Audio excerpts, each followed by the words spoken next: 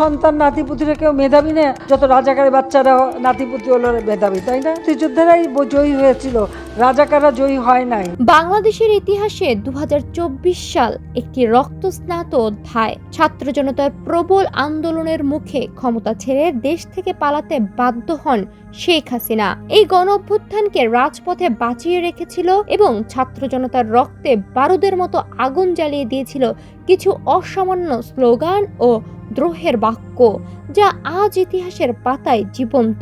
সরকার এখানে নাক গলাইতেই পারে না। গুলি কর আমাকে, গুলি কর। কার কোমরে কে দড়ি বাঁধায় সময় আপনাদেরকে বলে দিবে। মায়ের কোল খালি হোক, এটা আমি চাই না।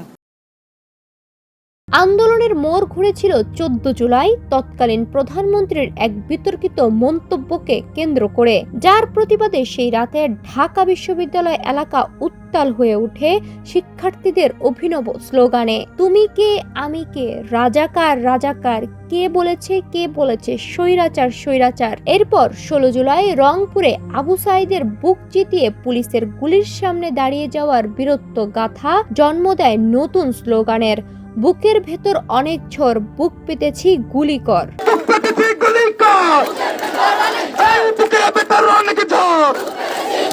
উত্তরের রাস্তায় পানি বিতরণের সময় মেয়ের মুগ্ধর আকুল আহ্বান, পানি লাগবে পানি, এবং এর পরপরই তার বুলেট বিদ্ধ হওয়া আন্দোলনকে আরো বেগবান করে। তৈরি হয় স্লোগান, আবু সাঈদ মুগ্ধ, শেষ হয়নি যুদ্ধ।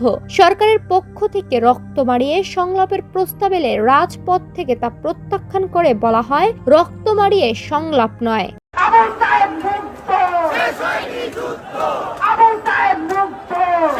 সারা দেশে তখন প্রতিধ্বনিত হতে থাকে, আমার ভাইয়ের রক্ত বৃথা যেতে দেব না, লাখোর শহীদদের রক্তে কেনা দেশটা কারো বাপেন না, এবং উই ওয়ান্ট জাস্ট এর মতো বজ্রকণ্ঠ।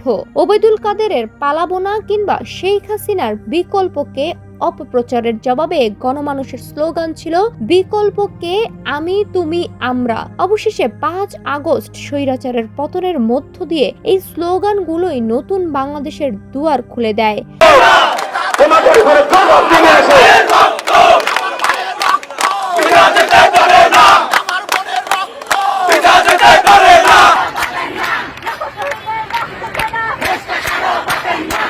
শোষণের বিরুদ্ধে লড়াইয়ের এই ভাষাগুলো যুগ যুগ ধরে গণমানুষের প্রেরণা হয়ে টিকে থাকবে। অবশেষে 5 আগস্ট স্বৈরাচারের পতনের মধ্য দিয়ে এই স্লোগানগুলোই নতুন বাংলাদেশের দুয়ার খুলে দেয়। শোষণের বিরুদ্ধে লড়াইয়ের এই ভাষণগুলো যুগ যুগ ধরে গণমানুষের প্রেরণা হয়ে টিকে থাকবে। ডেস্ক রিপোর্ট, সোনালী নিউজ।